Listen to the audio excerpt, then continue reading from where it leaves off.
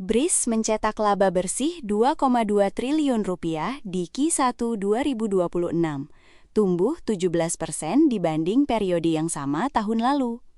Angka itu sendiri bukan anomali, yang anomali adalah konteksnya. Industri perbankan secara umum sedang tertekan oleh pelemahan rupiah ke level Rp17.500 dan ekspektasi kenaikan suku bunga BI menuju 5%.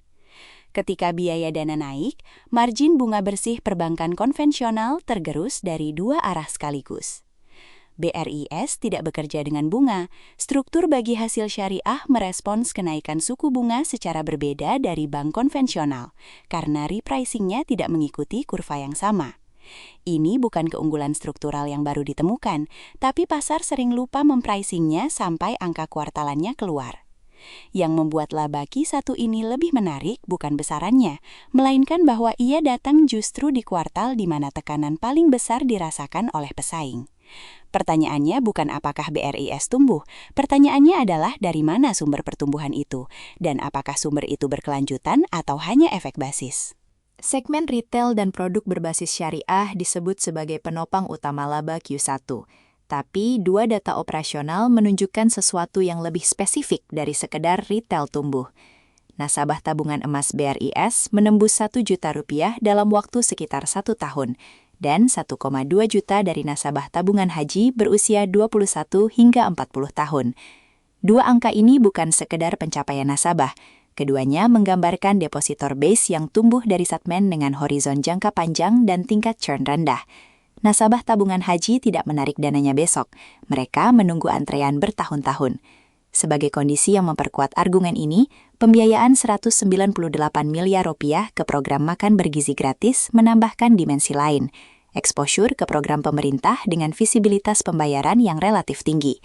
Pembiayaan ke dapur MBG bukan kredit komersial biasa. Ini pembiayaan yang didukung oleh program prioritas nasional yang secara implisit menurunkan profil risiko kredit di sisi neraca. Artinya, BRIS sedang membangun dua hal sekaligus, funding base yang stabil dari deposan jangka panjang dan aset pembiayaan dengan profil risiko yang lebih rendah dari rata-rata. Tapi ada satu sumber pertumbuhan yang belum masuk ke dalam model valuasi mayoritas analis, dan justru itulah yang paling material untuk diperhatikan sekarang. BRIS sedang menyiapkan layanan QRIS di Arab Saudi menjelang musim haji, melayani sekitar 240.000 jemaah Indonesia yang dikirim setiap tahun. Angka 240.000 itu perlu dikalibrasi ulang konteksnya. Ini bukan wisatawan biasa yang membawa kartu kredit dan pulang dalam seminggu. Jemaah haji membawa dana untuk kebutuhan selama 40 hari, termasuk konsumsi, transportasi, akomodasi, dan oleh-oleh, dalam satu momen yang terjadi serempak.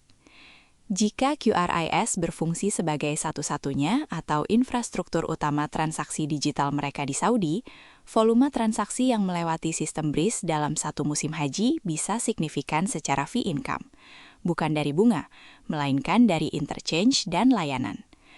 Cross-domain coupling di sini adalah hubungan antara kebijakan diplomatik Indonesia-Saudi yang memungkinkan operasional QRIS di luar negeri, dan dampaknya ke pendapatan berbasis transaksi BRIS yang selama ini tidak masuk dalam proyeksi.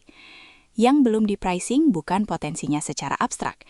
Yang belum di-pricing adalah bahwa ini adalah kanal pendapatan baru yang tidak memerlukan ekspansi kredit, tidak menambah risiko kredit, dan tidak terpengaruh oleh suku bunga BI.